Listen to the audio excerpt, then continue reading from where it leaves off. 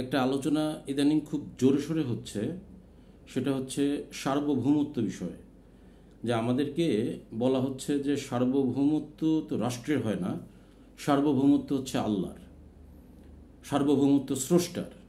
সুতরাং স্রষ্টার সার্বভৌমত্ব মেনে নিয়ে আমাদেরকে সেভাবে একটা রাষ্ট্র গঠন করতে হবে, একটা রাষ্ট্র সেভাবে আগাবে। তো সার্বভৌমত্ব বিষয়টা আসলে অনেকের কাছেই হয়তো ক্লিয়ার না, এবং একই সাথে এটাকে যখন ধর্মের সাথে মিলিয়ে দেখা হয় তখন আমরা হয়তো একটু খেই হারায় ফেলি। কারণ এটা তো সত্য, যদি আমরা স্রষ্টাকে মানি, যারা স্রষ্টাকে মানে, সমস্ত বিশ্বজগৎ, বিশ্বব্রহ্মাণ্ড এবং আমরা যারা কথা বলছি, আমরা আছি মানুষ, আমরা কেউ বলছি না যে আমরা নিজেরা নিজেদেরকে সৃষ্টি করেছি, কেউ না কেউ আমাদেরকে সৃষ্টি করেছে। তো সুতরাং স্রষ্টাকে যে মানে, নিঃসন্দেহে সে স্রষ্টার সার্বভৌমত্বকেই মানবে। অ্যান্ড সার্বভৌমত্ব মানে কি? সার্বভৌমত্ব মানে হচ্ছে সর্বব্যাপী একটা ক্ষমতা, মানে চূড়ান্ত ক্ষমতা কার। এখন এই চূড়ান্ত ক্ষমতা, এই ক্ষমতাটা তো আসলে কি নিজের উপরে নিজের, নাকি এটা কারো উপরে? মানে আমি কি নিজেই নিজেকে সার্বভৌম ঘোষণা করছি, নাকি আমি অন্য কারো উপরে আমার সার্বভৌমত্ব ডিক্লেয়ার করছি? কোনটা? এইটা বোঝাটা খুব গুরুত্বপূর্ণ। সো সার্বভৌমত্ব প্রসঙ্গটা যখনই আসবে তখনই মনে রাখতে হবে এখানে দুইটা উপাদান আছে। একজনের উপরে আর একজনের সার্বভৌমত্ব, আর একজনের ক্ষমতা। যখন আমি নিজে একক ব্যক্তি, আমি যখন নিজে একক একটি প্রতিষ্ঠান, তো আমি আসলে নিজে নিজেকে সার্বভৌমত্ব ডিক্লেয়ার করা বা না করাতে কি যায় আসে? সুতরাং আমরা সহজেই বলে নিতে পারি যে সার্বভৌমত্ব হচ্ছে সৃষ্টির উপরে স্রষ্টার। এবং এইটা বলতে গিয়েও আমরা দেখি যে কোরআনে একাধিকবার যে শব্দটা এসছে ইউতি মাইয়া শাও, মানে আল্লাহ বলছেন যে আমার যা কিছু তাই, আমার যা ইচ্ছা তাই সেটা আমি করতে পারি, মানে আমারই ক্ষমতা আসলে আমারই। এখন এটা স্রষ্টা নিঃসন্দেহে বলতেই পারেন, মানে যিনি সৃষ্টি করেন তিনি তো বলতে পারেন যে আসলে আমি যে জিনিসটা বানাইলাম, এই জিনিসটা আমি মন চাইলে একটা জিনিস বানাইছি, এখন আমি চাইলে এটা আছাড় দিয়ে ভেঙে ফেললাম, কিংবা এটাকে ছিঁড়ে ফেললাম, ভেঙে ফেললাম, এটা আমরা বলতে পারি। স্রষ্টা এটা বলতে পারেন। তো এইটার একটা খুব সহজ একটা উদাহরণ দিয়ে যদি চিন্তা করি, যে ধরেন যে আমাদের মায়েদের সাথে সন্তানের সম্পর্কটা কেমন। আমাদের মারা যেভাবে সন্তানের উপরে যে কর্তৃত্বটা, যে অধিকারটা একজন মা তার সন্তানের উপরে বোধ করেন, সেটা কি দুনিয়ায় অন্য কোনো সম্পর্কের ক্ষেত্রে এটা কি হালাল হয়, কিংবা এটা কি আসলে আমরা বলতে পারি যে এটা ওইভাবে খাটে? একজন মা কিভাবে, যে যার যখনই মনে চাইলো তিনি কোন আইন কিংবা নীতির কারণে তার সন্তানকে একটা চড় মারলেন, কিংবা একটা যে বলে যে পাখার ডাটিতে একটা বাড়ি দিলেন, হ্যাঁ, কিংবা কান ধরে কান মোলা দিলেন, একজন মা বলতেই পারে। কিংবা একটা ঝাড়ি দিলেন, বকা দিলেন, কেন পারেন? একজন মা তার সন্তানের উপরে এই অধিকারটা কোত্থেকে পান? তাই না? এইটাও যদি আমাদের বোঝার ক্ষেত্রে আমরা একটু খেয়াল করি, যে এই অধিকারটা একজন মা সেই কারণে পান, কারণ একজন মা তার সন্তানের জন্য যতখানি মানে কষ্ট, যতখানি ত্যাগ স্বীকার করেন, তিনি তার নিজের আনন্দ, নিজের সুখ, নিজের বেদনা সব কিছু একদিকে চাপা দিয়ে তার গর্ভ থেকে তার সন্তানকে যখন পৃথিবীর মুখ দেখে, আলোর মুখ দেখে, তখন মা তার সব পুরোটুক মনোযোগ সন্তানের জন্য রেখে দেন। তো এইটার কারণে হয় কি, যে মা তখন চাইলেও মানে তার মানে একটা অধিকার অটোমেটিক্যালি চলে আসে। সো আমরা আসলে যদি দেখি, বিষয়টা বিবেচনা করি, অধিকারের জন্ম নেয় আমি যখন যার জন্য অনেক বেশি ত্যাগ স্বীকার করছি, অটোমেটিক্যালি ওই অধিকারটা স্বয়ংক্রিয়ভাবে আমার মধ্যেও তৈরি হয়। এবং ওইটা নিয়ে কথা বলতে গেলে আসলে কেউ ওই যে বলে যে মায়ের চেয়ে মাসির দরদ বেশি দেখাতে গেলেই প্রবলেম হয়। তো আমাদেরকেও যিনি সৃষ্টি করেছেন, তো নিঃসন্দেহে তিনি তো আমাদের উপরে সর্বময় কর্তৃত্ব আরোপ করতে পারেন, পারেন না? 100 বার পারেন। এখন ওনার যদি মনে হয় যে আমাদেরকে এখন সাজা দিবেন, দিবেন। যদি মনে হয় এখন আমাকে খাইতে দিবেন, দিবেন। সবই তার, মানে স্রষ্টাই ওইটা পারে। মা যেরকম শাসন করে, মাই তো মহব্বত করে। এই জন্য সন্তান তো কখনো মায়ের বিরুদ্ধেও দাঁড়ায় না, সন্তান কখনো মায়ের বিরুদ্ধেও কথা বলে না। কেন বলে না? কারণ জানে মায়ের শাসনটাও তার জন্য জরুরি ছিল। তো এতটুকু যদি আমরা বুঝি, তাহলে আমরা একটা জিনিস বুঝতে পারি যে মানে আমরা এই যে সার্বভৌমত্ব প্রসঙ্গে যখন কথা বলছি, তখন আমরা বুঝতেই পারছি যে সৃষ্টির উপরে স্রষ্টার সার্বভৌমত্ব, এইটা আসলে কেউ মানুক বা না মানুক, এটা অবধারিত একটা সত্য। আচ্ছা, তাহলে এখন আমরা যদি বলি, তাহলে আমি তো স্রষ্টাকে তো মাকে নয় আমি দেখি আমার সামনে, আমি তো স্রষ্টাকে যে আমি যে বলছি যে কেউ একজন আমাকে সৃষ্টি করেছেন, সকল আমি না মানলেও ক্ষমতা তার, আমি যদি অস্বীকারও করি তারপরেও ক্ষমতা তার, কারণ আমি তো আমাকে সৃষ্টি করি নাই। যে প্রশ্নের উত্তরটা আইনস্টাইন দিয়ে গিয়েছিলেন, ওনাকেও যখন জিজ্ঞাসা করা হয় যে আপনি কি স্রষ্টাকে মানেন, আপনি কি কোনো ঈশ্বরকে মানেন, তো উনি খুব সাদামাটাভাবে এই উত্তরটাই দিয়েছিলেন যে দেখো, যদি ঈশ্বর থাকে আমার কোনো সমস্যা নেই, আর ঈশ্বর যদি নাও থাকে তাতেও আমার কোনো সমস্যা নেই। আমি শুধু জানি যে ঈশ্বর পাশা খেলে না। পাশা খেলে না মানে হচ্ছে ওনার যা মন চায় উনি সেটা করেন না। সব কিছুই এত সংগঠিতভাবে, সুচারুরূপ, এত ডিসিপ্লিনড একটা ওয়েতে, এই যে বিশ্বজগতের মানে এখনও যে ক্রমবিকাশমান এই ধারাটা যখন ওনারা ব্যাখ্যা করছেন, যে তখন ওনারা দেখাচ্ছেন যে এইটা তো এইভাবে সিকুয়েন্সিয়ালি একটা জিনিসে আগাচ্ছে। সুতরাং ওই যে ইউতি মাইয়া শাও, এই যে যা ইচ্ছা তাই, খোদার এই যে রূপটা আমরাও আমাদের স্বাভাবিক মনোজগৎ দিয়ে আমরা ধরে নিই যে এটা মনে হয় আমার যা খুশি তাই আমি করলাম, কারণ মানুষ তো তার মতো করে চিন্তা করে। আর আপনি যদি এইভাবেও চিন্তা করেন যে একজন মা তার সন্তানকে কি যা ইচ্ছা তাই বলবেন, কিন্তু আসলে কি সেটা করেন? একজন মা, উনি তো সকল ক্ষমতা, অনেক সময় বলেন যে তোমাকে আমি কুচি কুচি করে গাঙে ভাসায় দিব, তোকে আমি মেরেই ফেলবো তুই যদি এই কাজটা করিস। মা কি আসলে সেটা করেন? করেন না। তো মার তো সে ক্ষমতা আছে, মার সে ক্ষমতা আছে, কিন্তু মা তো এটা করবেন না। সুতরাং মায়ের কথাকে আমরা যেভাবে ভুল ব্যাখ্যা করি না, কারণ আমরা সেই মহব্বতটা বোঝার চেষ্টা করি। এই যে জায়গায় মহব্বত শব্দ যেটা বললাম, এই জায়গাটা যারা বুঝতে অপারগ, যারা এটা বুঝতে পারেন না, তারাই হচ্ছেন এই খোদার আইন, নীতিমালা, সুন্নতুল্লাহিল্লা তাবদিল্লা, এই বিষয়গুলো তারা বুঝতে অক্ষম। তারা এইগুলো একটা জগা খিচুড়ি পাকায় ফেলে। কিভাবে পাকায় তার একটা সুন্দর উদাহরণ দিই। সূরা আলে ইমরানের 31 নম্বর আয়াতে আছে, কুল ইন কুনতুম তুহিব্বুনাল্লাহ ফাত্তাবিউনি ইউহিব্বকুমুল্লাহ। মানে আল্লাহ আল্লাহ রসুলকে বলছেন যে আপনি বলে দিন কে আছো আল্লাহকে ভালোবাসিতে চাও, তারা যেন আমার আনুগত্য করে। আমার আনুগত্য করলে আল্লাহ তাকে ভালোবাসবেন। খেয়াল করছেন বিষয়টা কত মানে ইন্টারেস্টিং? আল্লাহ সরাসরি বলছেন যে আল্লাহকে ভালোবাসতে গেলে আল্লাহ রসুলের আনুগত্য করতে হবে, এবং যে আল্লাহ রসুলের আনুগত্য করে আল্লাহ তাকে ভালোবাসবেন। তো আল্লাহ স্পষ্টতই মানে ওনার সাথে সরাসরি কানেকশনের কিন্তু কোনো ব্যবস্থা রাখলেন না। সরাসরি আমরা যে অদৃশ্য আল্লাহর কথা আমরা বলছি, জগতের সমগ্র সৃষ্টির যিনি স্রষ্টা, তার সাথে কমিউনিকেশন করতে গেলেও, তার সাথে যোগাযোগ করতে গেলেও, তার সঙ্গে সালাত করতে গেলেও আমাকে নিতে হচ্ছে কাকে? রসুলকে। রসুলের আনুগত্যের কথা বলা হয়েছে। এখন রসুলের এবং আরও মজার বিষয় হচ্ছে ভালোবাসা শব্দটা ব্যবহার করেছে, ইউহিব্বকুমুল্লাহ। তো এই জায়গাটায় এখন ভালোবাসার শব্দটা আসলো কেন? কারণ আল্লাহ তো অন্য জায়গায় বলছেন যে তোমরা, আল্লাহ জিন এবং ইনসানকে সৃষ্টি করেছেন তার এবাদত করার জন্য, মানে আব্দ, দাসত্ব, দাসত্ব থেকেই তো এবাদত। জিন এবং ইনসানকে সৃষ্টি করেছেন আল্লাহ এবাদতের জন্য, এবং এখানে একটা প্রশ্নবোধক চিহ্ন আছে, যে মানে হচ্ছে কি যে সৃষ্টির অন্যান্য সকল প্রাণী তারা সেজদারত, তারা সেজদা করে, কিন্তু শুধু মানুষের ক্ষেত্রে বলা হচ্ছে যে মানুষ চাইলেও এবাদত করতে পারে, না চাইলেও এবাদত নাও করতে পারে। তো এইখানে কি মানুষকে একটা ক্ষমতা দেওয়া হইল না?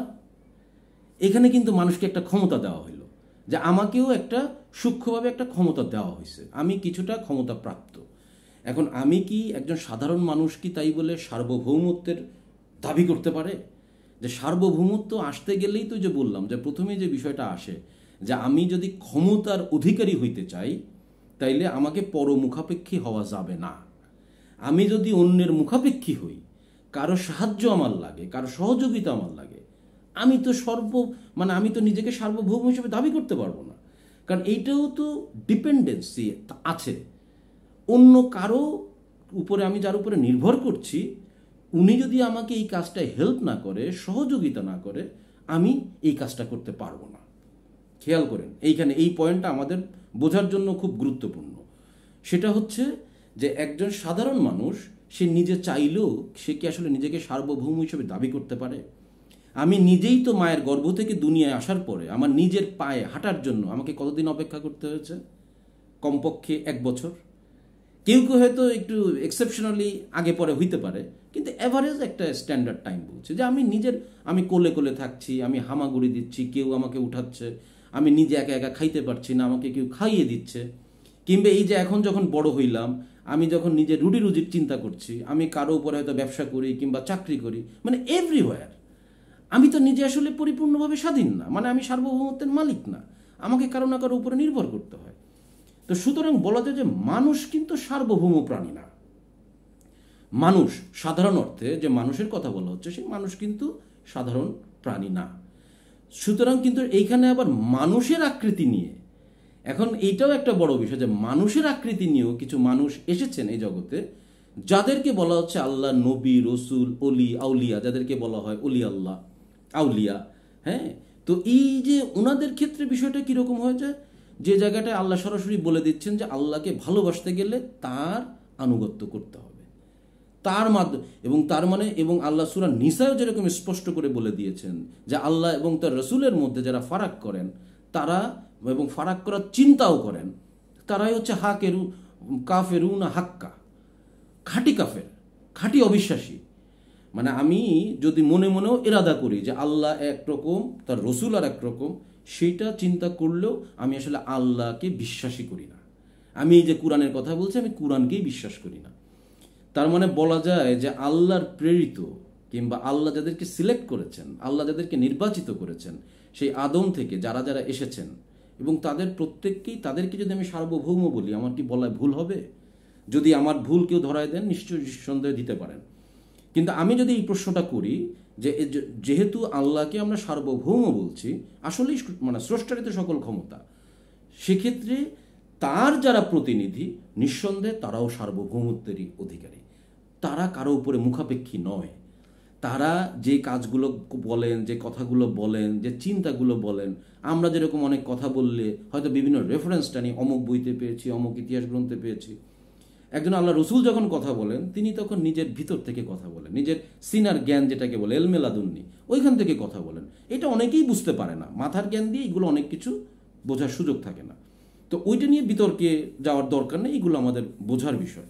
তো আমি শুধু এই কারণে বললাম, সার্বভৌমত্ব আল্লাহর, নিঃসন্দেহে। মানুষের আকৃতি দেখলেই সবাই সার্বভৌম নয়, কারণ আমরা নিজেরা কিছুই সৃষ্টি করতে পারি না, আমাদেরকে অন্যের উপরে নির্ভর করতে হয়।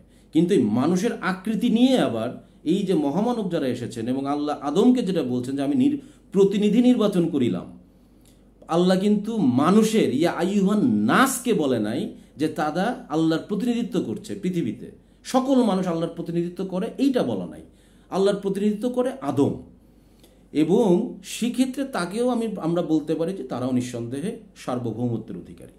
আচ্ছা, কিন্তু আবারও খেয়াল করতে হবে, উনি সার্বভৌমত্ব অধিকারীটা কার উপরে? আদম জগতের সকল মানুষের উপরে তার সার্বভৌম ক্ষমতা, তার সার্বভৌম ক্ষমতা অন্যের উপরে। আচ্ছা, এখন আমরা যারা সাধারণ মানুষ, আমরা যারা আম জনতা, এখন আম জনতা, আমি এখন আমার সামনে যখন আমি দেখছি কে যে আল্লাহর রসুল, কে আদম, আমি তো বুঝে উঠতে পারছি না। আমি এটা কিভাবে বুঝবো কে যে আল্লাহর রসুল, তার আনুগত্য করব? এইটা বোঝার ক্ষেত্রে যেমন আমরা যারা এই যে মুসলমান হিসেবে দাবি করি, আমরা শেষ নবী, শেষ রসুল হিসেবে হযরত মুহাম্মদ সাল্লাল্লাহু আলাইহি ওয়াসাল্লাম, তাকে আমরা চিন্তা করি যে উনি শেষ রসুল, এখন ওনার আনুগত্য করতে হবে। তা উনি তো এখন যদি আমার সামনে না থাকেন, আজ থেকে 1400 বছর আগে উনি পর্দার অন্তরালে চলে গেছেন, তো ওনার আনুগত্য আমি কিভাবে করব? এখন ওনার যে কথাগুলো লিপিবদ্ধ আছে, এখন ধরেন যে সেটা আমি কোরআনে বলি, হাদিস গ্রন্থে বলি, যে কথাগুলো গ্রন্থিবদ্ধ আছে, এইগুলা যে হুবহু অবিকৃত, এর মধ্যে যে কোনো বিকৃতি ঘটে নাই, এই গ্যারান্টি কে দিচ্ছেন ভাইয়া?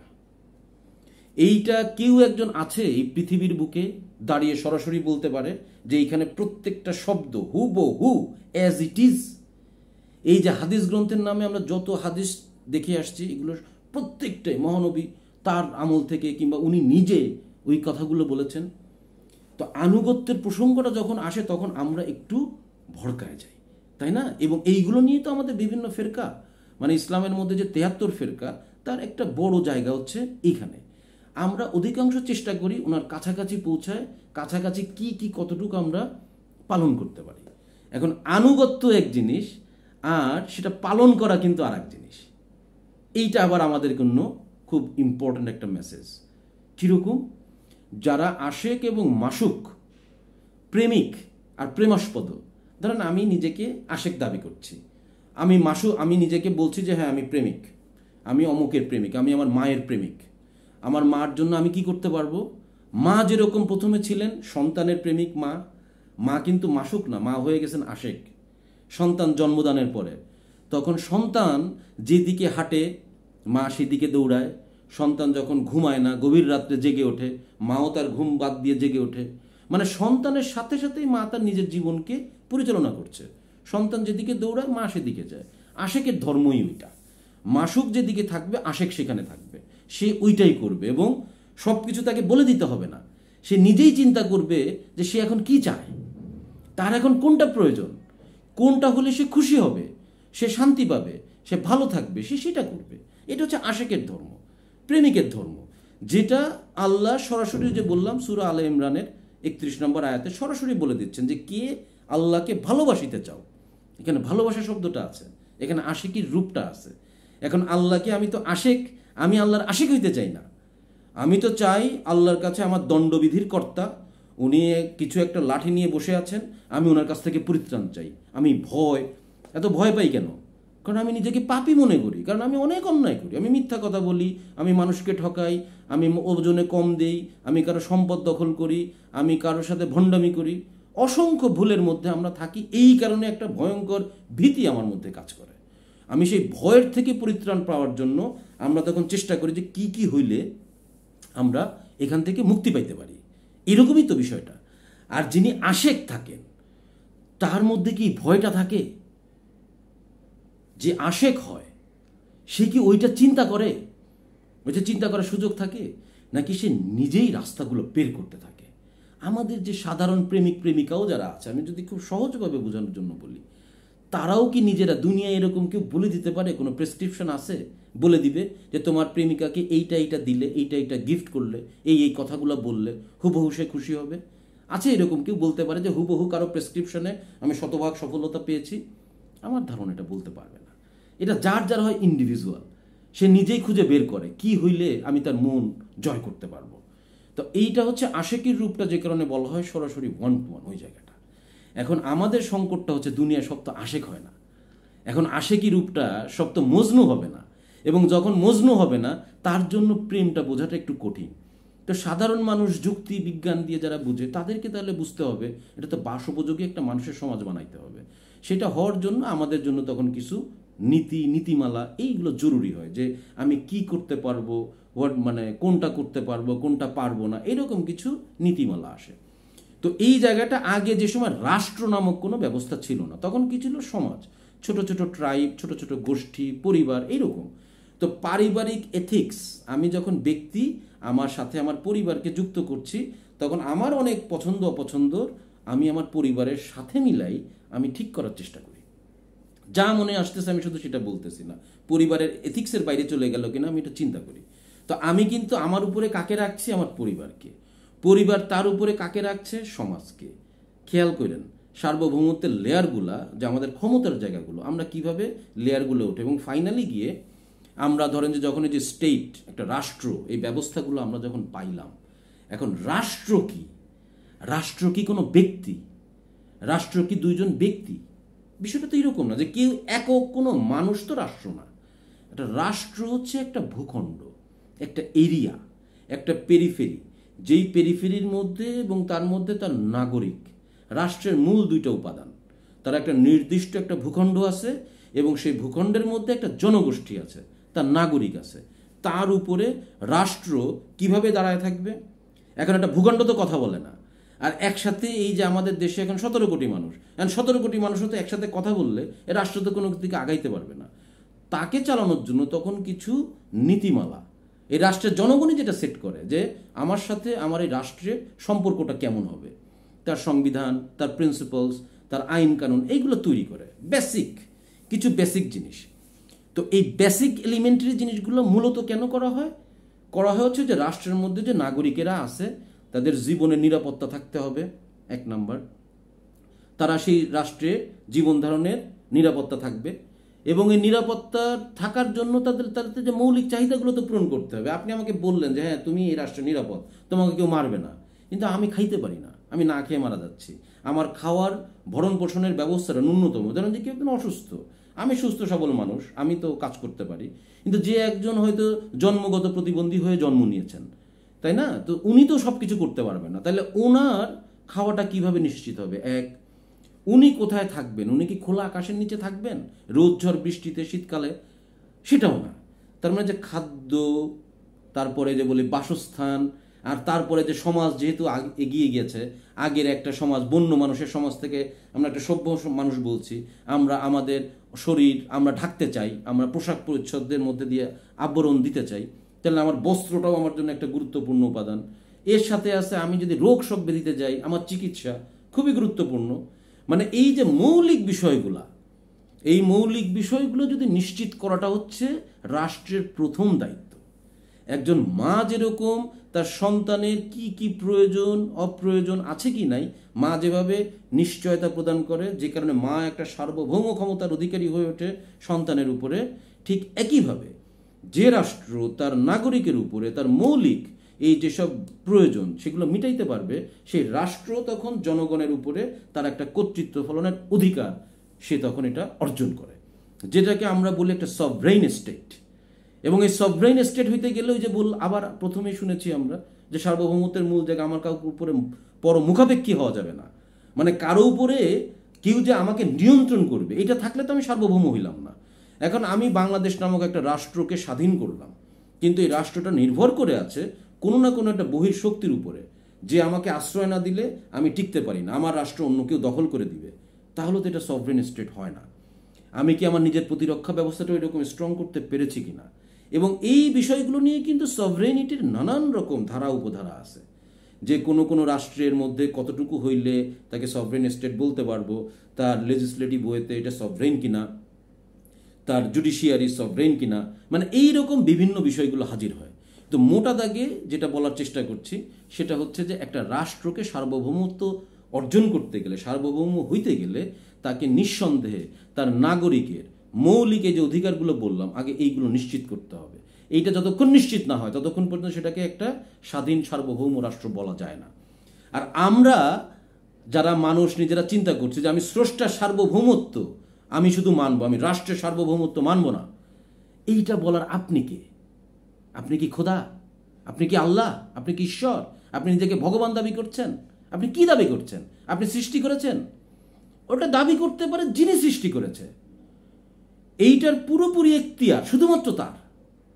এবং উনি কি আমাকে কখনো বলেছে যে উনি কি আমাকে এই স্পষ্ট করে আইন করে বলে দিয়েছে যে তুমি শুধু এইটা করো? পুরো আনেন, আপনি দলিল দস্তাবেজ জানেন, আমি তো কোরআনে পাচ্ছি না। উনি কি বলেছেন? উনি কি বলেছেন? আমি যদি সূরা আলে ইমরানের 112 নম্বর আয়াতটাও আপনাকে বলি, যে যাহারা আল্লাহ এবং মানুষের সাহায্যের প্রতিশ্রুতি ব্যতীত যেখানেই আশ্রয় লইয়াছে ওইখানে লাঞ্ছিত হইয়াছে। আবার কোরআনটা খুলেন, আবার একটু পড়েন মনোযোগ দিয়ে। যারা বলে যে আল্লাহ ছাড়া কারো কাছে সাহায্য চাওয়া যাবে না, কোরআনের আয়াতই তো দাঁড় হয়ে আছে যে মানুষের সাহায্য চাওয়ার কথা বলা হচ্ছে। এবং এইখানে যেন তেন, মানে ওই যে বললাম যে এখানে আদম অর্থে মানুষ বলা হয় নাই, বাশার অর্থে মানুষ বলা হয় নাই, ইনসান অর্থে মানুষ বলা হয় নাই। মানে আমরা যে মানুষের একটু বড় বড় স্তর যেগুলো চিন্তা করি, এখানে সরাসরি নাস অর্থে আমরা ওই যে বলছি না, ইয়া আইয়ুহান নাস, সমগ্র মানব জাতি, সাধারণ মানুষ অর্থে নাসের কথা বলা হয়েছে, যে যারা আল্লাহ এবং এই মানুষের সাহায্যের আশ্রয়ের প্রতিশ্রুতি ব্যতীত যেখানেই যায় তারা এখানে লাঞ্ছিত হয়। আল্লাহ সরাসরি বলে দিচ্ছেন আপনার কাছে তো মানুষের কাছেও যেতে হবে। তাহলে আপনি কোন সভরেইন অথরিটি? মানে আপনি যে স্রষ্টার কথা বলছেন, আপনি তো নিজেকে এমন একটা জায়গায় দাঁড় করাচ্ছেন, আপনি কি সব থেকে বড় ভণ্ডামি করছেন না?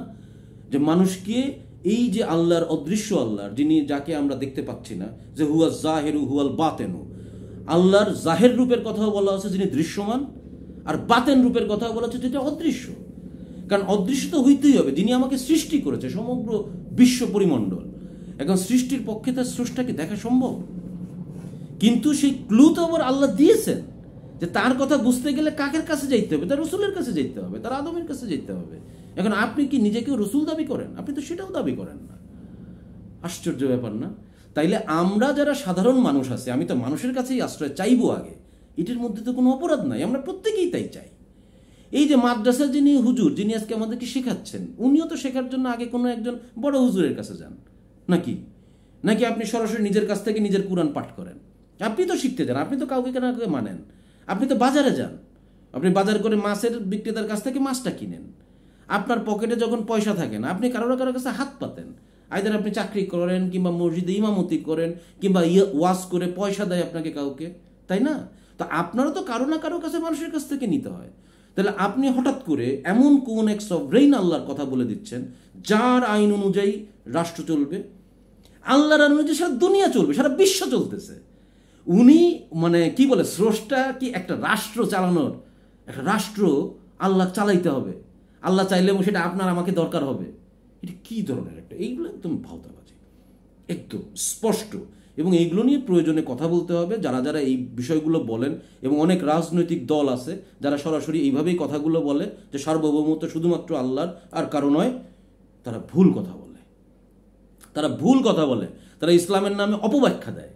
এবং আবারও বলতেছি আমি যে কারণে, যে একটা রাষ্ট্র অবশ্যই একটা রাষ্ট্র সার্বভৌম হইতে পারে। ওই যে বললাম সাপেক্ষে, তো কিসের সাপেক্ষে? সে সাপেক্ষটা হচ্ছে তার জনগণের উপরে। তার জনগণের উপরে সার্বভৌমত্ব অবশ্যই একটা রাষ্ট্রের থাকতে হবে, কারণ তার নিরাপত্তা বিধানের জন্য। এবং একটা রাষ্ট্রে বিভিন্ন শ্রেণী, পেশা, মত, চিন্তার অসংখ্য মানুষ থাকবে। তার নিরাপত্তা বিধানের জন্য সে রাষ্ট্রের সে একটা কাঠামো থাকতে হবে, যে কাঠামোর মধ্যে রাষ্ট্রের প্রত্যেকটা নাগরিক নিরাপদ নয়। যেমন আল্লাহ যদি বলে, যারা আল্লাহকে বিশ্বাস করেন, আল্লাহ তাদেরকেও খাইতে দেয় না। সবচেয়ে বড় কাফের যারা ছিল, সব থেকে বড় সেই আবু জাহেল, আবু লাহাব, গম, তারা যারা মহানবীর পথে সারাক্ষণ যন্ত্রণা দিচ্ছেন, আল্লাহ কি তাদেরকে না খাওয়ায় রাখছেন? তাদেরকে খাইতে দেন নাই? তা আল্লাহ যদি সার্বভৌমত্বের জায়গায়, মানে যে বললাম যে পৃথিবীতে এমন কোনো প্রাণী আছে যারা না খেয়ে আছে? থাকে নাই। সার্বভৌমত্বের সংজ্ঞার মূল জায়গাটাই আসবে এখানে। আপনি রাষ্ট্রের সার্বভৌমত্ব নিয়ে প্রশ্ন করতে পারেন যদি দেখা যায় যে একটা রাষ্ট্রের সাধারণ মানুষ তার চলাফেরার ক্ষেত্রেও সে নিরাপদ বোধ করছে না, এ রাষ্ট্র সংকটে আছে। একটা রাষ্ট্রের মানুষ না খেয়ে মারা যাচ্ছে, এই রাষ্ট্রের সার্বভৌমত্ব সংকটে আছে। এই রাষ্ট্র কেউ একজন আগ্রাসন করে দখল করে নিচ্ছে, এই রাষ্ট্র সংকটে আছে। এই প্রশ্নগুলো তুলেন, এই প্রশ্নগুলো তুলেন। রাষ্ট্রের সার্বভৌমত্ব একটা রাষ্ট্রকে, ওই যে বললাম মূল মূল যে কাঠামোগত উপাদানগুলো আছে সেগুলো নিশ্চিত করতে হবে। সুতরাং এইগুলো নিয়ে যারা ধর্মের নাম নিয়ে অতিরিক্ত কথাবার্তাগুলো বলছেন, এইগুলো বাদ দিতে হবে এই জায়গাগুলোতে। এবং আমিও জনগণের কাছে, সাধারণ মানুষ, তাদের প্রত্যেকের কাছে আহ্বান জানাই, আপনারাও এগুলো নিয়ে বিভ্রান্ত হওয়ার কিছু নাই, এগুলো নিয়ে বিভ্রান্ত হওয়ার কিছু নাই। এবং এটা নিয়ে মনে করার কিছু নাই যে এখানে শিরক, বেদাত, এই শব্দগুলো একেবারেই অপ্রয়োজনীয়। ওটা স্বয়ং স্রষ্টার সাথে তার সৃষ্টির সম্পর্ক। ওটা কেউই বলে দিতে পারবে না যে আমি যার আশেক, আমার মাসুক শুধুমাত্র বলতে পারবে আমার আশেকিতে, আমার প্রেমের মধ্যে কোনো ঘাটতি আছে কিনা, আমি তার প্রতি নত কিনা, সেটা শুধুমাত্র তিনি বলতে পারবেন, অন্য কেউই পারবে না। একজন মায়ের প্রতি একজন সন্তানের কতটুকু মহব্বত আছে, এটা শুধুমাত্র যেমন মা জানে, এটা বাইরের অন্য কোনো ভাই বোন আশেপাশে কেউই বলতে পারবে না। ঠিক একই রকমভাবে এই জায়গাটাও কারো বলার এখতিয়ার কুরআনেও রাখে নাই। আর ওই যে শিরক বিদআতের প্রসঙ্গ তো প্রথমেই বললাম, ওই যে সূরা আলে ইমরানের 112 নম্বর আয়াতটাও আবার একটু খুঁটায় দেখবেন, যেখানে মানুষের সাহায্যের কথা বলা হচ্ছে। আর স্পষ্ট আগেও বললাম যে আপনি আল্লাহকে মানার জন্য রসুলের অনুগত্য করার বলা হচ্ছে, আপনি শিরক শব্দটা আনতেছেন কেন? আপনি শিরকের অর্থই বুঝেন নাই। তো যাই হোক, আজকে এই পর্যন্তই রাখি। আশা করি সার্বভৌমত্ব প্রসঙ্গে আমাদের এই বিভ্রান্তির জায়গাটা দূর হবে। মনে রাখতে হবে, যারা একটা রাষ্ট্রে নাগরিক হয়ে বসবাস করে, মানুষের সাথে মিশে, মানুষের ভোটের রাজনীতির কথা বলেও স্টেটকে, একটা রাষ্ট্রকে, স্বাধীন সার্বভৌম রাষ্ট্রকে মানতে চায় না, তারা না আল্লাহকে মানে, না রসুলকে মানে, না সে রাষ্ট্রের আইন কানুন সার্বভৌমত্ব কিছুই মানে। এদের ব্যাপারে আমাদেরকে সতর্ক থাকতে হবে। ধন্যবাদ সবাইকে।